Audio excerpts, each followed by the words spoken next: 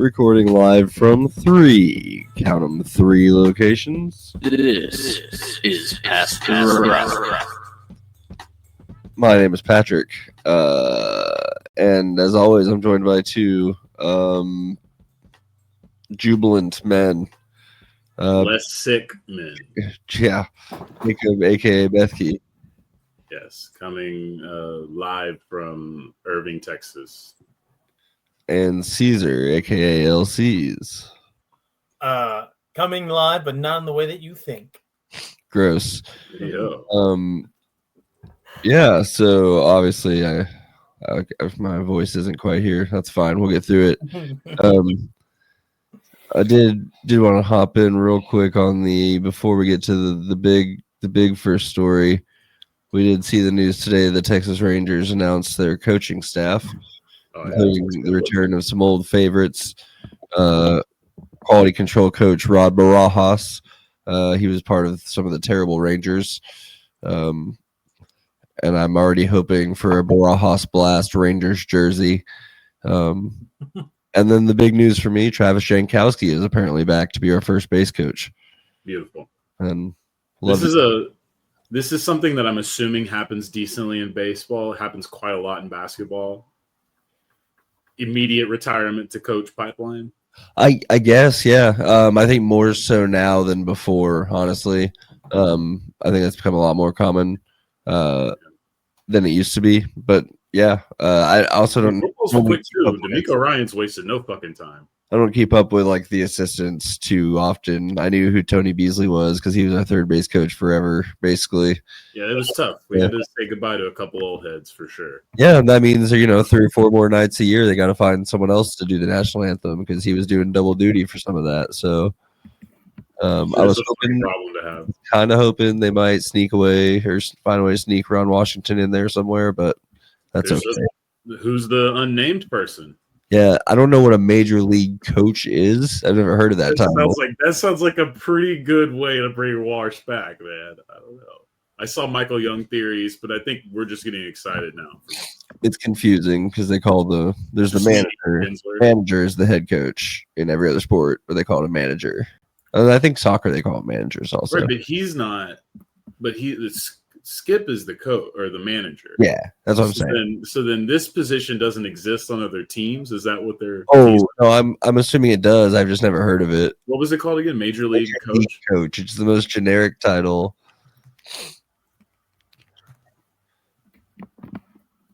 Because if you just search Major League Coach, it's going to just start listing coaches of Major League teams or managers. Well, unfortunately, now it's going to give you some artificial intelligence, I guess. And I mean, it looks like this one might have an idea, but it's really just breaking them up into. Yeah, I really don't see anything about that in specific in any sort of algorithm. Should have done more research, but I didn't. We'll leave it at that. It's an interesting one. It sounds a little bit like they made it up to add somebody like nostalgic based. Maybe, or who knows? Maybe Josh Hamilton. We're just gonna be like someone who's just literally never has to once talk to or think about anyone in the minors. They're only a major league coach. Yeah, no, it really sounds like a vibe captain job. I mean, if I'm being honest with you. But yeah, the bigger news in DFW, and I'm going to hand this off to you guys because I think you both have a lot more on it than I do here. Something that we've expected probably, based on all the results since February, the fact that the results keep being the results that they are at this point, this makes sense. But Nico Harrison no longer the general manager of the Dallas Mavericks. Step one for a lot of hurt Mavs fans, and then and for the franchise as a whole, a lot to discuss about. For the franchise, what does it mean for them now? So I'll hand this off to you guys and let you kind of. Yeah, well, the clarity is necessary here. I'm gonna just say one little line, and then Caesar, you are gonna be allowed to give your passionate fan response to this, and then I'll get into the boring nitty gritty. Okay, for sure. So. I think the lasting quote from me with Nico Harrison is time will tell if I'm right. So I have to ask you, Caesar, Was Nico Harrison right? He's a fucking idiot. No, he wasn't right. Absolutely the fuck not. Listen, this was great. This was a fantastic result. But at what cost? Right? The cost of your franchise's long-term future, the cost of your fan base's investment into your team, your fan base's trust in you as a whole, right? From top to bottom. You have a ton of hurt Mavs fans, myself included, who, let's face it, at this point, we might have just passing casual interest. Like, are they doing good? No. Serves them right. Oh, they're doing good? Oh, whatever. Talk to me whenever Cooper Flag is on Luka's level of stardom, and then maybe we'll talk. There's so many different levels of just skepticism, hurt, disinterest, the entire spectrum, right? But here is the first real step in getting people back, right? Now, the next couple of steps may be far more out of reach, but for now, the guy who traded away your franchise star, Luka Doncic, who took the torch from Dirk himself. Dirk stuck around to pass the torch on in more than just a symbolic way, in a literal way, right? He was supposed to run with it and bring your franchise to new heights, and you saw it. You were seeing flashes of it. You had that run to the finals. You had these incredible runs in the playoffs where you had an undermanned team or an under-talented team get carried by Luka, and then you had other guys start to develop around him and really start to shine because they were learning how to work off of him, right? And then that all just crumbled away. One finals loss, and then some hurt egos in the offseason, and some just backstabbing politics that are occurring away from what we Mavs fans were aware of. And you see this team start to kind of just not perform up to standard. You see Luka's hurt, and the next thing you know, he's traded away. And for what? Listen, Anthony Davis, great player. He's going to be a Hall of Famer. He will not be remembered for anything other than being the throw-in in this trade. Okay, that is actually a good point. Like, he has an incredible career that is a little bit overshadowed at this point. Even if he kind of revives it and does something else with it, it doesn't feel like this is a pretty big note in his career, no matter what happens. Yeah, and it's almost like the basketball gods themselves look down at the trade, and they just spit in the face of Nico Harrison because you have AD. He has this great debut, and then what happens in his debut? The thing that all fans were like weary of, right? He was going to get hurt. You had said this on the podcast before. His injury history as of recent was overly exaggerated in terms of the time missed, right? But what happens, right? That reputation that had preceded him in his past followed him into his debut in just a weird snake bitten way. And I'll get into it when I get into the nitty gritty crap, but it does feel like Anthony Davis playing in the games he was playing in with some of the injuries he has. Also, we learned more about those specific things about recent injury and potentially can assume a lot about Rob Pelinka and Nico Harrison's conversation in regards to Anthony Davis, who had technically already been a bit injured with the last couple of weeks of his Lakers tenure, if we all remember correctly. So that is an important part that feels a little more illuminated now with the facts. Yeah, but just talking about it from the perspective at that time, right? What we knew at that time, right? You're like, great, we got this guy who is a top 10 NBA player. At least we got that. He has an injury history. It may not have been recent, right? But he has it. It's attached to him. He can't shake that off. He's a big man. He's a 7-footer over 30. That's and what happens? He gets hurt in his debut, and now the fans are like, now what? Now what are we supposed to do, right? And so you're looking at this, and then, Luka didn't exactly take off immediately with the Lakers either, but you knew what he'd been capable of and what he could do and all this other thing, all the other things that he definitely was. I mean, there is still a large role that Luka understands that he played in this. It's just for sure. Fortunate that another franchise reaps the benefits of that. Yeah, and now back into the thick of things, right? You as a Mavs fan are just staring blankly into the wall because you're like, how could this fucking happen? How could your superstar get traded And how could you get so little in return? Because if this was a 1-for-1, right? Anthony Davis, same age as Luka, you could argue that all day that's a reasonable trade because they both bring different things to the table. But the age gap and the injury history was too great to ignore. So you're like, all right, well then what are we getting for future picks? Nothing? We're getting nothing to establish ourselves in the future? Got one. So, yeah, okay. You got one. Yeah, but in that trade package, let's be real. They weren't allowed to, if they would have had, there was a stipulation to get two that was also really funny. In like, I think it was, I can't remember. There was some way that he could have actually got the second pick. And he said, and he decided, again, doubling down on his decision that Nico Harrison, by the way, that this needed to happen as is with no further stipulation. And if I remember correctly, it wasn't that crazy. Like he could have easily just appeased the Lakers and then gotten the second first rounder in the deal. Could have, and he didn't. He folded under zero pressure. There was no pressure to trade Luka at all, right? From anybody. If you had even thrown that out, and he had just thrown that out in passing on a mic, do you know how the city would have reacted just on the backlash? And then we saw how they reacted, right? The moment he got traded, and ever since he's been a fucking moment. And since then, the story is of course, it hasn't stopped. No, it hasn't stopped, and that's been the thing that I've loved most about the fan base is that.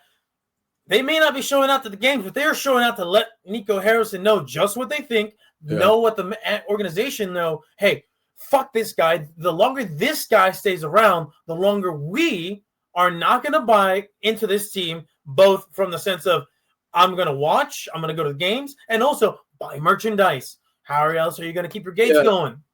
Yeah, no, the money part of this is fair. It's not something I really got into in some of my notes, so that's a good point to add on. Like it's the only thing that really moves these owners, man. He fucked up the money. Laker, look at the Luka Laker jersey sales right now, and that's got to be. I bet it's insane. That was always gonna happen, though. Nico Harrison has like that one was. You're going to like he's it's a Lakers man. Of course, that jersey's gonna go #1 platinum. But. Yeah. But yes, obviously, Luka continuing to play for the franchise would have done like it would have been like Michael Jordan potentially with Bulls, where they've been able to cash in on Michael Jordan forever. It allows you to bridge that gap to the Lakers a little bit.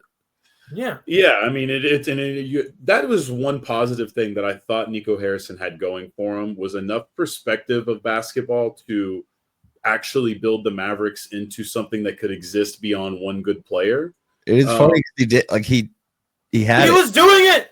He was doing it. It was actually there.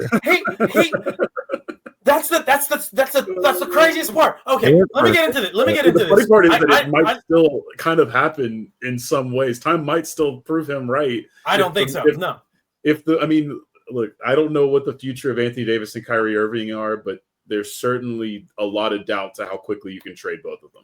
Well, listen, let me get into this because I got to get this out of my head or it's going to bug me. So let's get into this, right? Nico Harrison. I was telling my friends, some friends who were very, very casually passing by on like the Mavs situation. They're like, why did the Mavs hire Nico Harrison?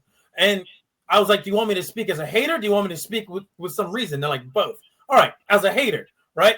Mark Cuban's a dumb motherfucker who thought he's the smartest man in the room always, and it always bit him in the ass. He never learned his lesson, right? He hires Nico Harrison from Nike. Why? He wants to leverage Nico Harrison's connections at Nike, his entire time with Nike basketball, to attract free agents, to get his feet on the ground in the Nike collegiate circuits, right? So you can build your organization around this one man and all of his networking, his connections, and let him be surrounded by also people who are very, very in tune with the game of basketball from a way that he may not necessarily be. So what happens then? To be fair, you are kind of describing a very ideal candidate in an ideal situation. Yes. So let me get into it. I think the important part is Mr. Nico Harrison as a human being. Yes. And I'm getting to that. All right. So you could see the logic there. That's me giving like the logic right there, right? But then, right, it's the person. He had such a fragile ego, and he had so many small but very noticeable red flags in his time as Nike that you're like, are we sure we can trust this guy? Are we sure we can I trust love the idea that losing Steph Curry is a small red flag. Well, no, I mean, for yeah, the that's greater for what a GM is supposed to do, and comparing that to like a guy who's just in charge of getting athletes on the brand, it's not nothing, but it's not something that also that should be blown out of proportion. because there was no from that lens. precursor to Nico Harrison being hired. Like he basically was hired, and that was really the first any of us ever thought of Nico Harrison becoming anything. That it really did come as a surprise because most of us would not have, like, even people like me who knew the Steph Curry Nike story, and I wouldn't have known which specific Nike employee had fucked Sure. that up. You And know, then or it comes maybe to light it did. that it was. It only worked when Mark was there to make sure he was still playing part-time GM. Yeah, maybe. Yeah. And we're getting to that, right? We're gonna cross into that bridge. All right. So this is where we're starting with Nico Harrison and the thought process behind why you get Nico Harrison in the building. And the dividends start to pay off pretty quickly, right? You start building a team around Luka, around his strengths. You get him a running mate in Kyrie Irving. And so you're like, you got your 1-2 punch, right? It's unfortunate that they botched the negotiations in free agency. So, beforehand with Donnie Nelson, not with Kyrie Irving, but with free agents in general. So you come in and you're like, Nico, you know these guys. You can get these guys into the building. And if not, you can leverage your relationships to get them to be interested in coming to the team. So, you have the thing that goes down with Brunson. That's its own story. That's also going to be like a black eye in the Nico Harrison saga. But you get Kyrie Irving, a motivated Kyrie Irving, who is paying dividends next to Luka, right? Then you build the team around him with the wings, with the forwards who are running to the rim. Luka is absolutely going crazy, being able to make plays and then create space for himself because of the attention that he draws, and then that attention then in turn leads to him making plays for others, and then the defense has to pick their poison, and you're seeing Luka operate at high levels. And then Nico Harrison shoots himself in the foot and then spits in the face of the franchise and all the fans.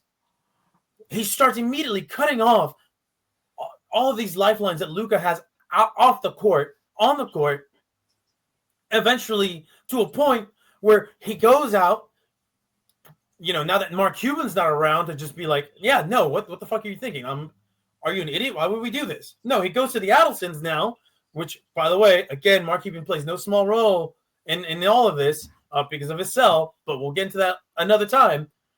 Goes to the Adelsons, who don't know shit about basketball, don't give a damn about anything other than opening up an arena and a casino and just having a team there and just like, all right, where's the money? Where are the people?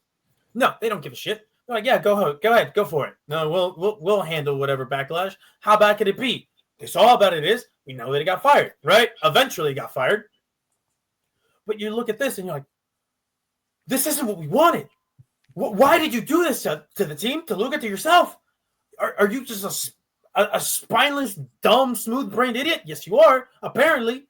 Now, I get that there is some sort of logic behind these moves, but we don't want to hear it. We as fans have absolutely no care because you took away what was supposed to be our next Dirk. And the way that it was looking, he was looking to be way better than Dirk ever was, just from the quality of play that he brought, right? You compare them at each stage of their career, Luka felt like he was the superior player.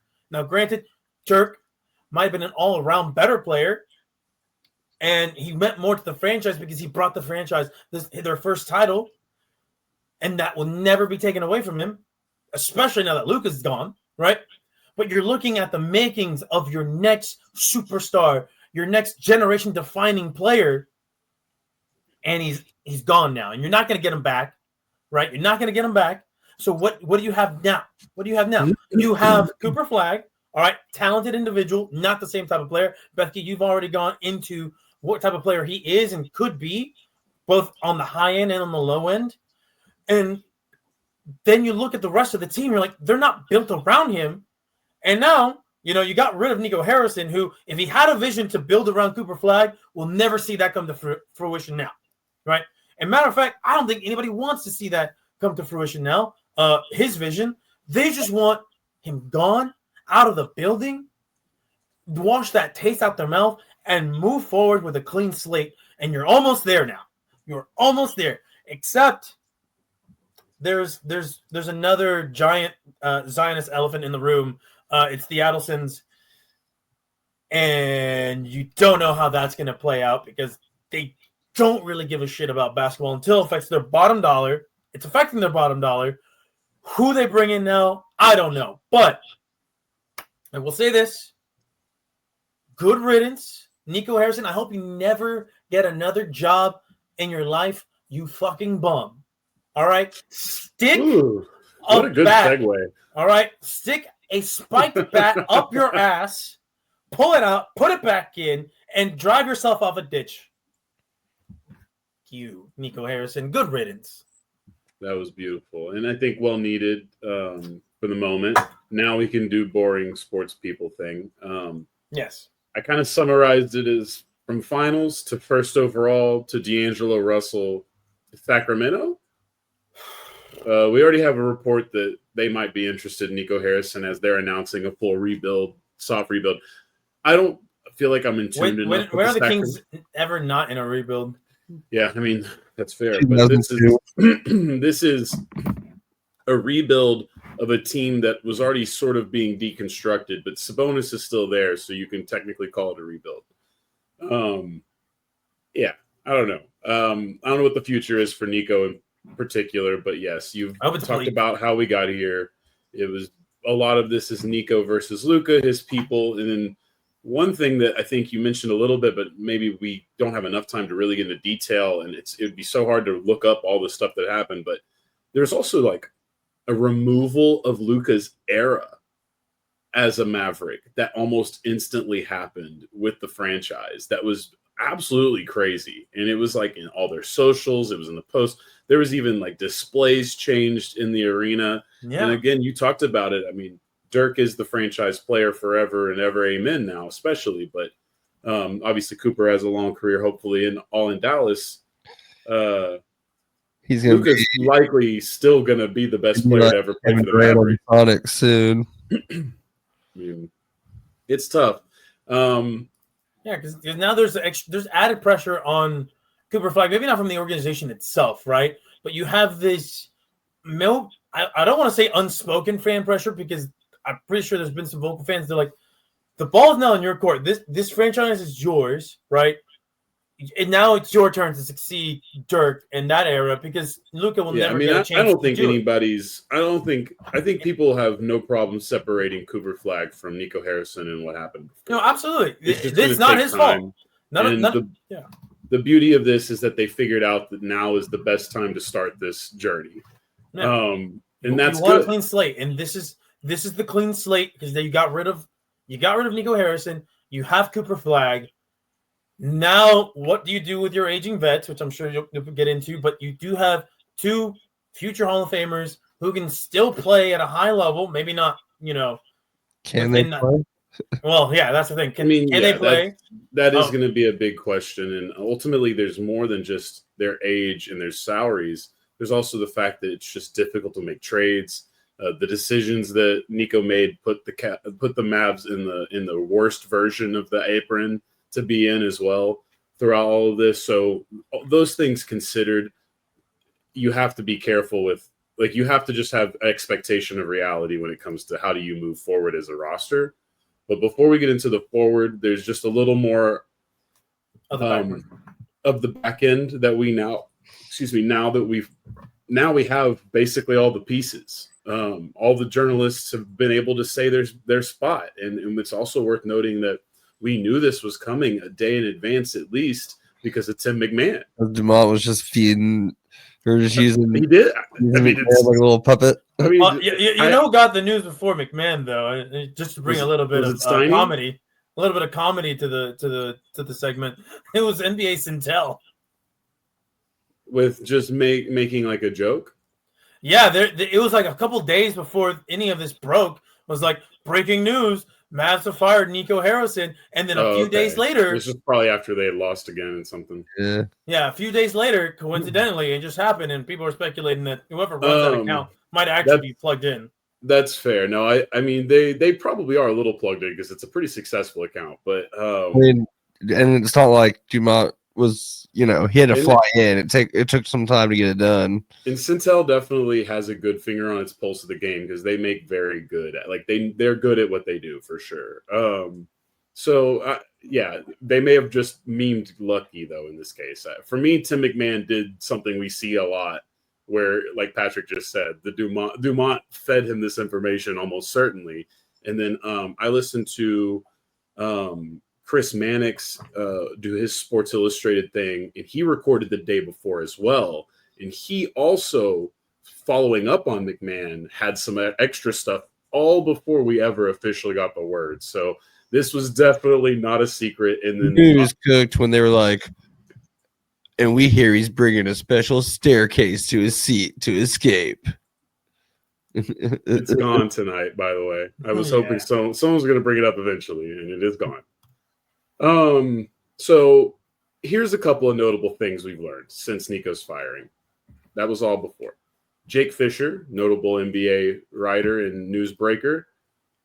Forget where Jake works now, but he's in the sphere somewhere.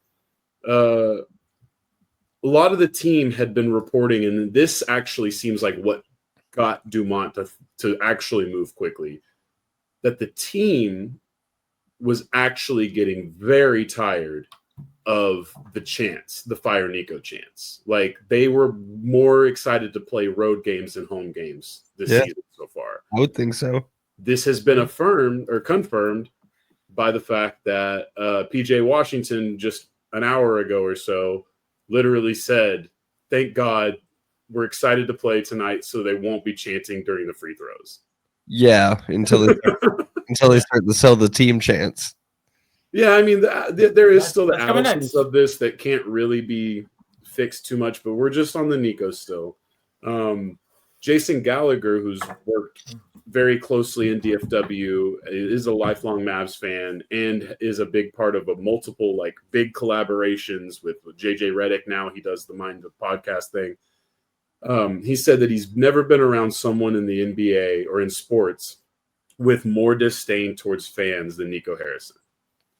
I thought that was notable, and it felt like it showed in a lot of Nico's decisions and actions, the way he handled his business. It really felt like he had a lot of disdain for people in general. I mean, shit. Really, Luka's just a fat, goofy kid. He's not even like a fuckboy. He just likes to play video games, and he's just kind of mildly autistic. I get that he was being I get that he was a brat on the court and he wasn't in shape, but man, even to take it, even to go as far as have the personal vendetta against Luka, it just really shows you how much of a prick Nico Harrison is. Yeah. Tim Cato unloaded the clip. We got multiple things from Tim Cato's piece. He allegedly offered 2 firsts for Kyle Kuzma. That's pretty funny. Don't know how that one didn't get across. Reports that other executives said that he was hard to get a hold of. Not particularly good for that job. He said that, and he also showed examples that Jason Kidd had been more or less operating on his own volition and not with the decisions Nico Harrison has made, as in starting D'Angelo Russell instead of Cooper Flagg, or starting Cooper Flagg instead of D'Angelo Russell, or not playing Caleb Martin, even though that seemed to be the big move that Nico went in on, as well as the Luka trade during the deadline, right? And then finally, Tim Cato called it the speed run to getting fired, which is definitely how it feels, being the fact that it's not even a calendar year since Luka Doncic was traded away. 9 whole months. Then the most damning thing that we've gotten here, and this has mostly been Mark Stein reporting this stuff, I believe, but Patrick Dumont in recent weeks took it upon himself to start pulling away from Nico's power. And what I meant earlier is when the Lakers traded Anthony Davis, he 100% was going through some sort of body injury that probably just needed more rest. But because the Luka trade was such a chaotic thing, it feels very likely that Nico Harrison forced Anthony Davis more, coerced or put the pressure on Anthony Davis to play sooner than he should have, which led to an injury in the fourth quarter of a game that he exhausted himself during, right? This probably doesn't need to happen if the emotions aren't so high for what had happened, okay? That one is what it is. But what we learn later on is that this last injury that Anthony Davis had to start this season, now if you want to criticize Anthony Davis, all that stuff, we're not going to get into it today. We've got plenty of time for that. He gets injured again to start this season. He originally is listed day-to-day, even though they're talking about Achilles injuries here. We're talking about soreness to a potential Achilles injury risk. And they're talking about day-to-day. That's insane to me. And I think that is the first thing that alerted Patrick Dumont to actually act in this capacity, because it would become clear that Nico Harrison was only doing things to save his job and was only acting in Nico Harrison's best interest, which obviously, as a result of the Luka trade and everything on, has not benefited the Mavericks necessarily, although they do still have Cooper Flagg to look forward to. And I mean, your coach is still a competent one. You still have a lot of things here that can move forward. It's just the gutting of the franchise's best player, the way it was done, the manner this guy went about it. It just was all so bad that this is going to take a while. Yeah, and we should also take into consideration Nico bringing in his own people as also, and I mean his own medical staff. There was right? a FBI agent hired that was a part of in charge of terrorists that they hired onto the HR team or PR team rather. Which is wild. During this tenure of the Adelsons. That's just a fun little part that came out of this as well. Not necessarily relevant, but funny to me. But yeah, and another thing, and this is another thing that should have alerted us as well. Let's not forget that Nico Harrison fired the Mavericks' longtime medical guy when he was, going and taking care of his ailing mother, or I think his mother had just passed at that time. One of the employees was fired. Yeah, I believe it was Casey Smith. Longtime Mavs head trainer. Year, right? Yes, very, very long term, and then immediately went on to be named Trainer of the Year or whatever for the Knicks. Yes. I think now he might work for Dirk. No, he's the Knicks head trainer. Someone else they fired that works for Dirk now. Okay. I believe it, but that's another thing. It's like, all right, this guy's clearly not a people person. That has no self-awareness. Probably lacks any sort of empathy, right? And you look at it now, and you're like, all right, so how the hell does this guy have any connections or relationships in Nike if he's such a bad people person? Which is more confounding. Fucking check mark, and the check itself helped a lot of people on. I guess so, man. Either way, it just becomes more astounding. His entire existence with the Mavs. The more you look into all the negatives and everything that he's done, and then you compare it with some of the good stuff, because there was some good in there. And you're like, he began to build a decent team around Luka for sure, and then piss it all away. I wanted to go ahead and have you guys read off Patrick Dumont's letter to the fans here. I really fucked up listening to that guy. Oh, yeah, I don't know, man. If you want to say that the Dumonts have this plan to move the team, maybe, but this really felt like it was a goodwill gesture to being like, hey, we're not, like, we actually just are stupid and fucked up. Well, I mean, they made it to where they don't have to sign the big contract, and they can say, hey, this wasn't on us. That's fine. If you want to look at it from that perspective, that's fine too. But either way, they're probably also starting to realize with just what the political climate is in Texas in regards to gambling and opening casinos, and the NBA is like, yeah, expansion's probably not happening, and we're definitely not going to let you move this team to a smaller market. You're kind of in a situation where, like, it's time to start making yourself look really good in the eyes of the fans, and this is your or at least step. Try to get the value of the team up so you can sell it off. That too. And it's definitely possible. We'll see. The future for the ownership, I don't necessarily think is that. I mean, things can change quickly, but I think for now, it is what it is. The Adelsons made a poor decision at this point with Nico Harrison. They have moved on from it.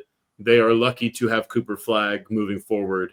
Now, as for the rest of the team, we'll see. As far as who's going to be in charge of basketball ops, that would probably be the first thing you want to know. Michael Finley and a man named Matt Riccardi, who is a Plano resident or Plano native, who is promoted into this co-interim position for now. Dennis Lindsay's name is already being thrown out quite a bit. Dennis Lindsay worked with the team for a little bit, either a couple years ago. I forget. It hasn't been that long. Recently went over to Detroit to be the second in command there. His family is still in Dallas. And from what we're seeing from Mark Stein, Mark Cuban is gunning for him to go ahead and be the GM at some point. And it does also seem like Mark Cuban is back in a way that he had not been previously. Which Which could kind of prove also be a mistake. all things considered. Well, I mean, at this point, I do think you probably just need to double down on like getting some Mavs culture in there and like get back to my sweet little baby Cooper as quickly as possible. And I'm glad they are, because look, I know you're excited. You want to, there's a 2 timelines thing, right? The 2 timelines is a real thing. And now 1 timeline has been eliminated more or less. But the reality is Anthony Davis, there's a couple issues getting in the way. The money, the age, and then finally the destination. Well, and you might have to add a pick to get rid of Anthony Davis, which is a problem because disagree with that. They don't disagree with that. I disagree with that. I think that is taking the value of Anthony Davis too far into the negative, because there are teams like Chicago, where Anthony Davis is from, that have enough expiring salary where it's basically a whatever free agent acquisition. And then like Sacramento as well, where it's like, okay, if you guys just want to remix this and keep selling tickets, like here's Anthony Davis. And then like, you don't have to give up anything. Basically, you just give us like some interesting players that we like, maybe a couple seconds, maybe a late first, something like that. And like, we call it a deal. That's what most likely happens. There's the Warriors who feel like maybe they could be desperate enough, but they would have to give up Draymond Green almost certainly. And there's almost an argument to the Dallas side with whether you would want to bring Draymond in, because the only guy from the 2 timelines era that I'm sure is out the door as soon as possible is Klay Thompson. Because he took less money to come here to play with a different guy and to not be on the bench. And now the guy's not here. Huh? He just got a house, didn't he? I mean, It doesn't mean anything. He's rich as hell. If him and Megan are serious, then at least he's got a house in Texas, because I just think for Klay, I think he's most likely going to go ahead and be like, can you guys send me somewhere for if you're doing this, if we're not waiting, if you're really not going to wait out Anthony Davis and Kyrie Irving. San Antonio's not too far away.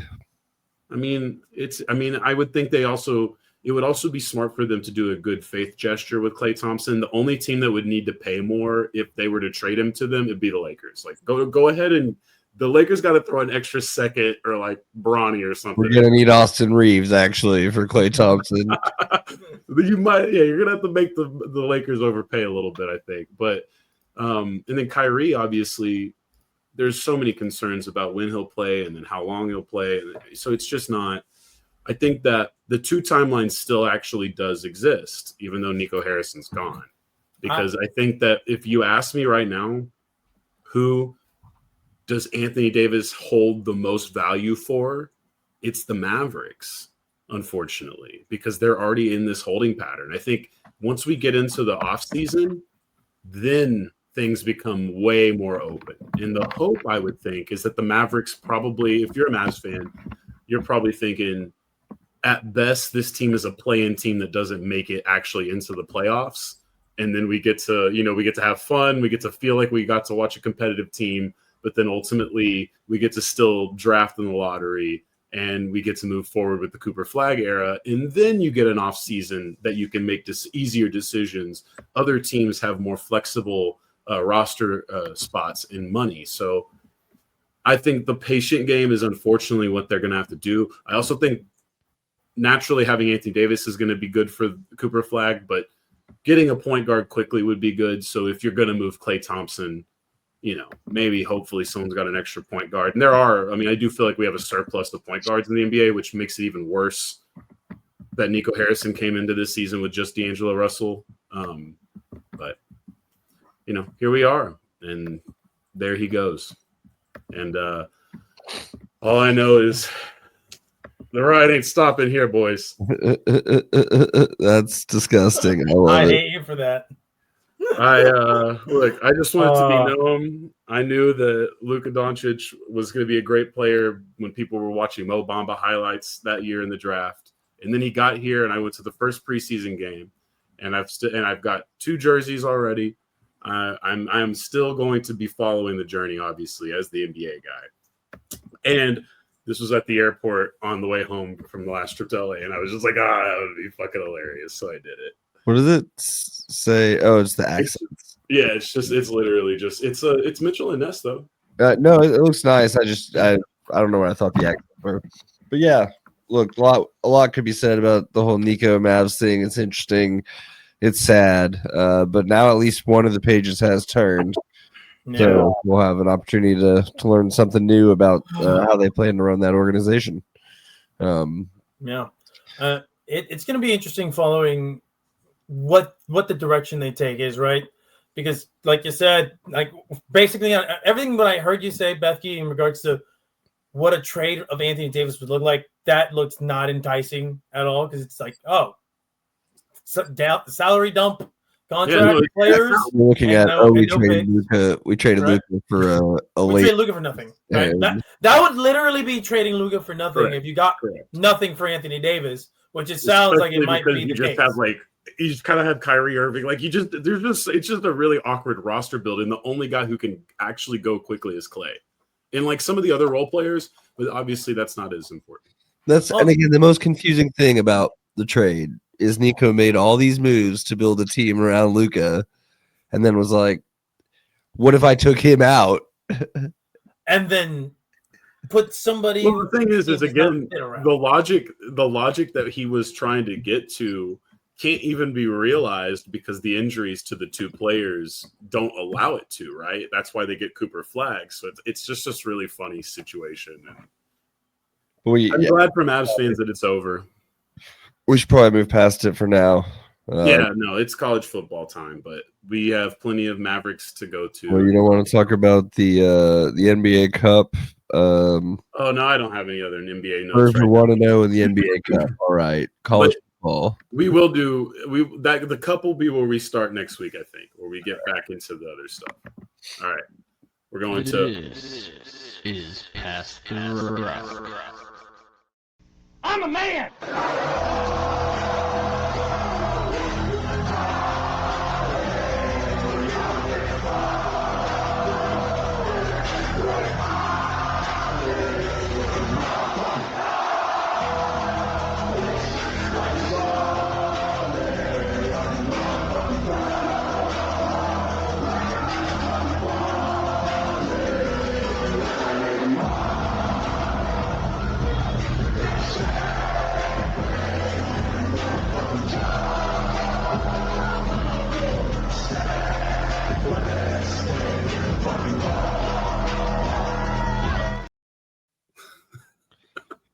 That was scary. That one cut a little bit, but he ends up like recovering. Yeah. He's scary though. Scary fall. Yeah. Hey, all right. Well, college football. It was a good week, not a big week. I guess there was quality, not quantity this week. Maybe is the best way to look at it. Things got a little clearer as far as the playoff comes to fruition. I think the most true statement you can say coming out of week 10 is that, or week 11 is that the ACC and the Big 12 feel like they're probably only getting one in. So that one's just unfortunate for all those fans. And if you want to be, elitist about it, we'll get into it as we go, but I don't think it's worth the argument. We'll start in the SEC, where the biggest games happen this week for the most part. Actually, I'd say the Big Ten had a bigger weekend this one, finally. Finally, the Big Ten had the weekend that most people remember. Aggies were at Mizzou. Mizzou was supposed to be incredible last year. They were supposed to really be Mizzou. Everyone's on the Eli Drinkwitz thing. They go into College Station, get embarrassed. This year, they have the opportunity to do just the inverse to A&M. Starts off not bad. I mean, this is an ugly SEC game for a little bit, and then this happens. 7-0 to a minute left. Oh my God! And then and it did not get better from this. It was 38-17 is the final. That's the ultimate. Just momentum is on your side with the ball just perfectly. Yeah, that's not a good one. Not a good one. No highlights from LSU Bama. That was a 22-9 win for the Tide. Two touchdowns in the second quarter were really all Bama needed in that one. That is truly SEC football. Probably the funniest game of the weekend. Auburn almost beat Vanderbilt Saturday night.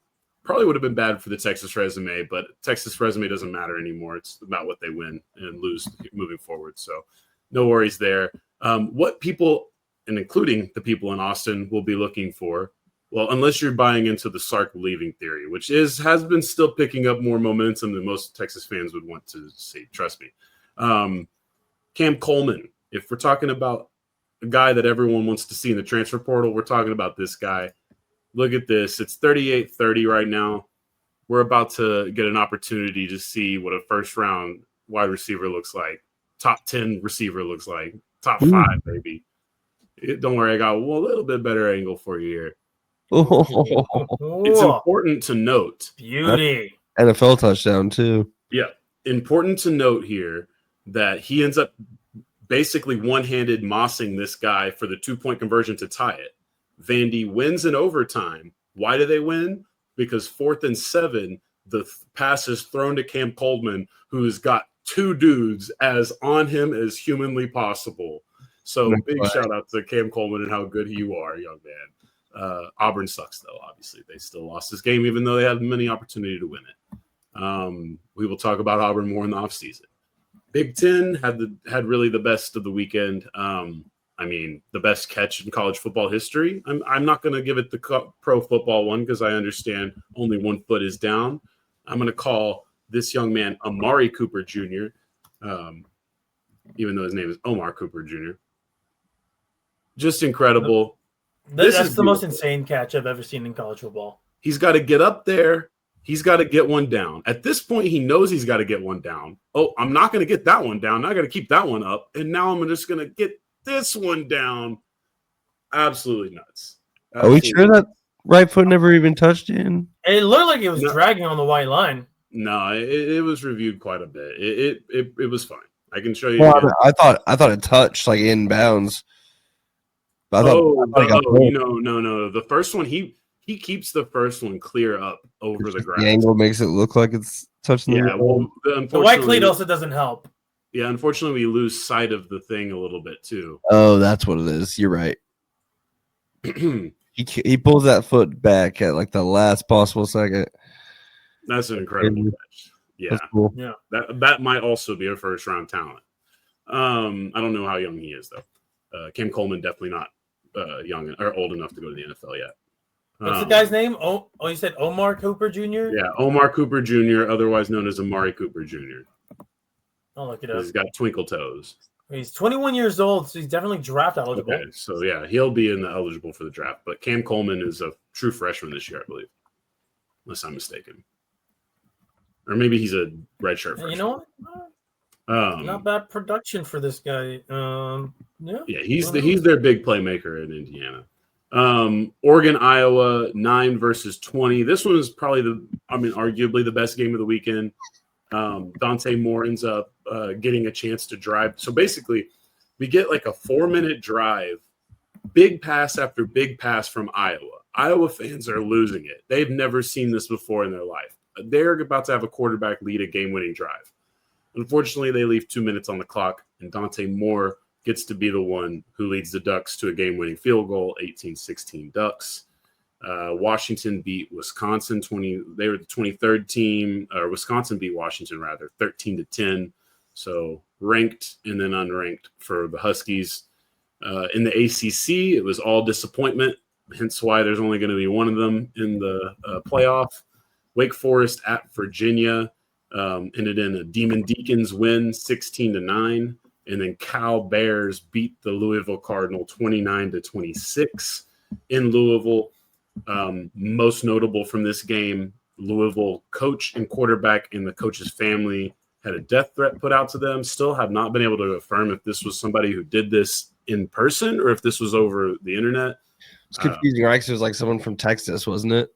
Yeah, and that's where I've been trying to find more, because if this is the first case, I mean, this would be really big as far as a legal precedent if they were able to actually convict and get this guy for potentially doing something that we see more rampant. You fucked up my parlay, and now I'm going to DM you a bunch of nasty shit.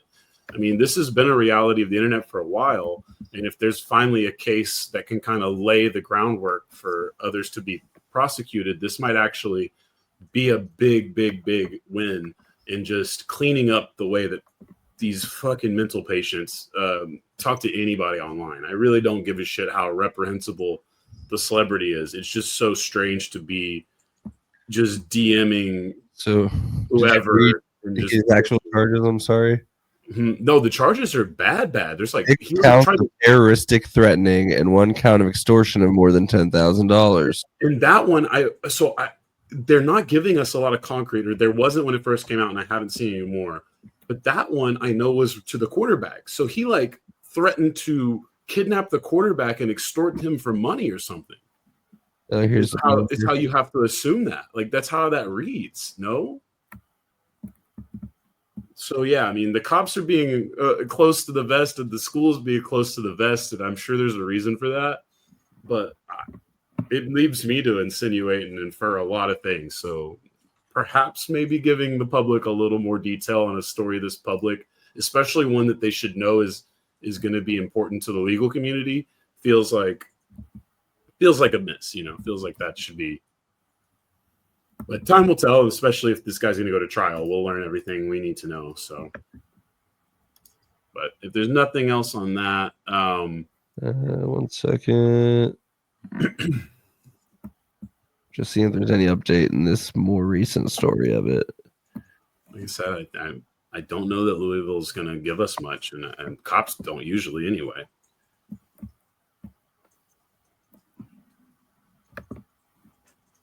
He tried to extort Moss by threatening people, quote, associated with him. Yeah, Yeah. So not guilty. Bond set at $100,000. Said he pled not guilty? Yeah, pre-trial conference February. Yeah, so that'll be a bit away, but that makes sense. So, yeah, I mean, I'm going to still try to – I mean, it's going to be notable. People will talk about this one again, so put it on the radar. From kind of around here-ish, we'll hear about it for sure. Yeah. Where was he actually from? I don't know where Brom is, but... Wait, he's from a place called Brom? Brohm, right? That's the coach's name. Oh, I'm an idiot. Sorry. Look, I would be like, okay, now we're getting a little too creepy here. There's a place called... I'm just Corpus Christi. Sorry. Oh, Corpus, so he's not really from here at all. Nope. I'm going to blame the Sudafed. No worries. Is for anyone not watching this, or anyone watching that's not a Texas person, Corpus Christi is about 10 hours the fuck that way. Salina. And Whataburger. Oh, you mean, okay, yeah, actually Salina. Houston, UCF. That one was fun. The bounce house was rocking Friday night. Cougars almost lost that one, but they ended up winning. Then BYU Texas Tech was supposed to be the game of the week, and all it really did was just show us that Texas Tech is clearly the best team in the Big 12 and that they'll have to fuck up the championship game to not represent the Big 12. Tulane Memphis, that one was an interesting one, had a lot of ramifications for the American Conference. 38-32 Green Wave. Tulane had just fucked up their season kind of the week before. They come back, end up looking great. 15 fourth quarter points, not enough for Memphis to come back and win that one. It's kind of been what Memphis has had a problem with. They're not completely eliminated from anything yet, but it does help the Mean Green quite a bit. It continues to put the Mean Green on a trajectory where they just have to handle their business. And then Navy also got their shit kicked in by Notre Dame, 49-10. That's second straight year that a good Navy team has had to play Notre Dame and gotten absolutely blitzkrieged. That was pretty much the week. Again, now we're looking forward to the few games that really matter to the equation that we already kind of have, unless people fuck up like Louisville and like Virginia did this week, where it paints a different picture. Next week, we really just have a lot of SEC football again. There will be some Big Ten games. Obviously, we'll see what the results are and go from there. But I would go Texas, Georgia's got to be game of the week. For sure. Because that means more to everything. But OU Bama, you could argue, is just about there. Yeah. So it really is just a coin flip there. It's wild. Texas could win out and they won't get to go, or they could miss the conference title game still. Which happened last year, and people argued it to be a benefit to Georgia. Was it? I don't know. It did happen last year, and people were arguing it was a benefit. I don't remember if it actually benefited anybody. And then UNT has to go play Alabama Birmingham Blazers. Yep.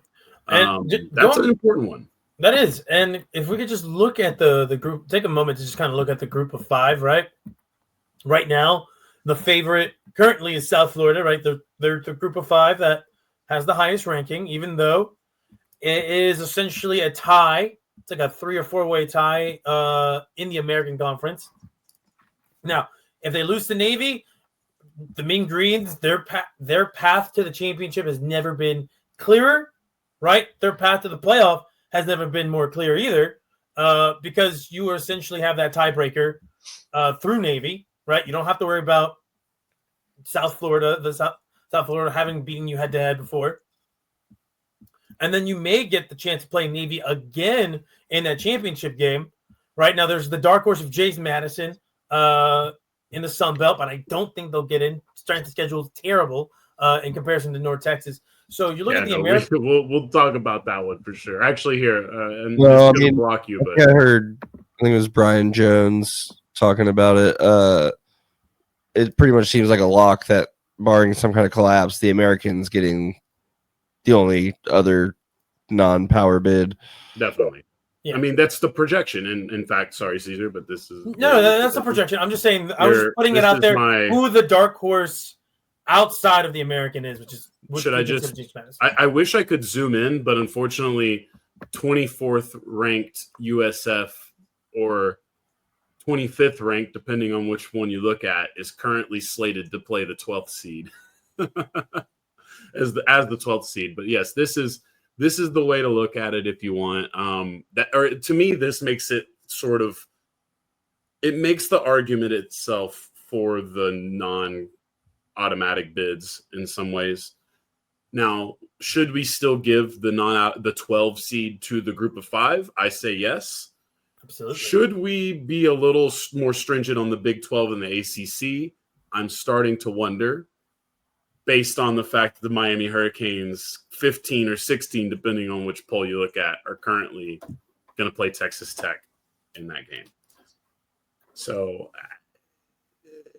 we're still, maybe it'll look really nice whenever we get to the end of this thing, but you need the American and the Big 12 to merge. Well, I mean, that may not be that far away. I mean, it wouldn't be a perfect merger, obviously. I think you would have to move on from some people, but yeah, I was gonna say you would have to pick and choose some schools to take, you're right though. Well, it's also not necessarily. It's also potentially expecting the Big Ten or the schedule. Well, also don't think that the Big Ten or the SEC won't potentially poach somebody or multiple teams out of this. Like, we don't know what the future of those conferences are. Or form your own bigger conference or lose teams to the ones that exist. Yeah. I mean, think about it. If Tech wants to be in the SEC, Tech is probably going to lobby to be in the SEC. If the SEC turns them down, you don't think they will go to the Big Ten? I think that they are like in the perfect spot for them right now. I think they know it. No, I think that it depends. We will see. But if we're going to move towards major conferences and picking sides, they're going to see themselves in the SEC tier and not in the Big 12 tier. And that's how they're going to want to move. And again, if the SEC says no, then the Big Ten will probably swoop in because then they become the national league of college football, where they represent over the place, right? Maybe they steal SMU from ACC, right? Like, I don't know. really wouldn't. That last one might be a bit of a stretch at the moment. I mean, SMU is just as in the ACC, and they're down this year. Like that's a big thing. If Rhett Lashley stays, SMU could actually have enough momentum. And it's not like they're needing them to be Alabama in the Big Ten. They just needed to be competent enough to be in the Big Ten, like TCU when they moved to the Big 12. It's not like we're asking you to run the Big 12. If you do well here, that's awesome. We're just asking you to be competent here. You know, if not at football, other sports. We also have the goofy Pac-12 coming to life next year, right? We have Texas State playing 4 different California teams and a Washington State and Oregon State team and Utah State randomly. And Gonzaga's in that conference, but they don't have a football team, so they're just in basketball only. Yeah, it's wild that team's in there and not UTEP. I'm like, if you're going to take a Texas team to play in the Pac-12, at least pick the one that's like an 8-hour, you know. Well, but I think you would argue UTEP is probably maybe the worst D1 Texas program at this point. Sure, I'm just talking about geographically. Tarleton? Is Tarleton D1? Yeah, I think so. No, Tarleton doesn't. No, they're FCS, I think. Yeah, Tarleton's not. I mean, I thought they were good. They're good in the FCS, I believe. I thought they were like dominant as fuck. It's been more recent. It's been a recent climb to power in the FCS for Dalton State. Okay, surely UTEP's better than Incarnate Word. Incarnate Word's not FBS. Not FBS. They're all D1 though. Oh, okay, yeah, FBS then, yeah. Okay, sorry. Because the ones that can actually compete for the playoff. Yeah, so that's the look at things. Obviously, this will change because most of these teams have to play each other. If you notice, the AP and the college football playoff don't actually differ too much. The only thing is James Madison at 24 and Iowa at 21. Iowa not ranked by the AP, but 21 according to the college football experts, so-called. And then James Madison over UNT at 8-1, even though UNT would technically be the representative and the 12th seed, but I think they have to like hedge their bet because USF beat us. So then that's them hedging their bet by having USF over us. So what a funny. Oh, here's one that's worse than UTEP. Sam Houston State. Yeah. Boom. Sam Houston. Okay, that's fair. So there you go. UTEP is, but at the end of the day, they're comparable enough. And Texas State is too. But I'm just saying it's at this point, you're picking, is Texas State spending a lot of money on their facilities? Are they like trying to take a big step up? Because if so, you have the Texas market and you're in Austin basically. So I don't know the American Athletic Conference tiebreakers well enough, but you're looking at Tulane and East Carolina still also. Yes, East Carolina is the funny one that people. Tulane had been in it and really might have been in the driver's seat. Only have one loss though, so. Yeah, but that's an in-conference loss. So right now, everyone has an Texas loss. Yeah, my understanding is if the season ended today, it's North Texas and USF in the title game, in the conference championship. Let's see. Yahoo has Navy listed as number 1 in the conference right now. That's definitely not true. That's because they have one more win than everybody at 5-1. Okay. Yeah, sure. But I'm talking about win percentage in conference, right? Well, that's why they're listed 1 because they're 5-1. Yeah, with a loss to North Texas. But North Texas is 4-1 with a loss to South Florida. South Florida is 4-1 with a loss to not Navy. I don't remember who it is. They have I forget who they lost a really funny game. Who was it? Was it Memphis? They lost to Memphis. Yeah. And then Memphis lost to UTSA. If not mistaken. Memphis has 2 losses. But Memphis is out of it. 1, 2, 3, 4. There are 5 teams with 1 loss in conference. Yeah, and my understanding is that it's USF and North Texas in the driver's seat as of right now. Yeah, I mean, the thing is that now, if Navy beats South Florida, then it's Navy North Texas rematch which would be another home game. Which would be a home game for them. Yeah, actually, it really Home doesn't. game, or they play it in. I don't think they play in a neutral site in the American. I feel like we looked this up a few weeks ago and I already forgot. Yeah, so it is funny here because there is definitely a projection that could have UNT getting bumped out for South Florida and Tulane. Yep, that is true. Now, wait, what happened?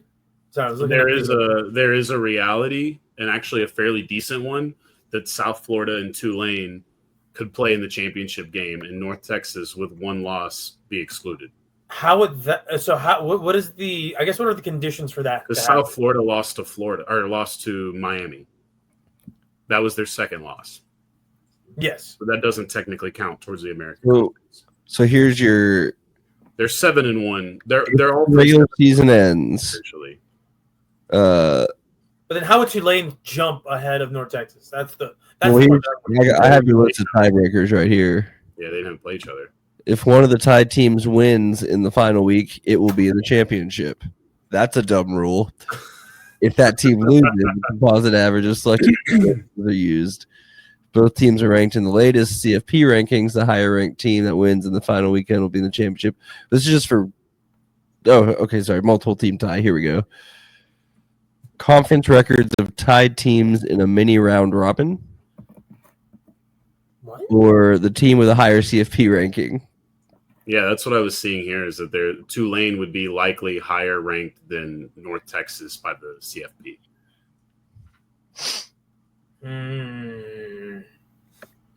Don't like that. 3 big games. This is on collegefootballnews.com, and I'll bite from them a little bit if you want. This weekend, 2 big games: Memphis, East Carolina, South Florida, Navy. Those games will mean a lot for what's going to happen. Then finally, Navy at Memphis. If, depending on how the other ones go, that one would be a big one. So, yeah, I don't see how Tulane loses again. Yeah. I mean, like it's I said, possible. It looks like the UNT Mean Green can do their job, but I'm looking at Tulane's schedule throughout the year, and they've been on a lot of one-score games, so it's not out of the realm of possibility they slip against either FAU or Temple. Probably not Charlotte, but that might be where they trip it toward the end of the year. And funny enough, I didn't think about this, and it just happened to pop up. I forgot about the WAC. The Western Athletic Conference used to have UTEP in with Colorado State, Utah, New Mexico State, TCU, right? BYU. TCU was MAC, weren't they? What? TCU was in a weird conference back in the day. Yeah, they were in the WAC. They might have been in the WAC at one point after this, but this is 1978 that I'm looking at a picture of. Oh yeah, 96 to 2000. But yeah, so there it is. College football week that is, the future that will be. Who knows what else will happen, but we will be here for it. Yes, all right. Halftime. Guess we're going to halftime.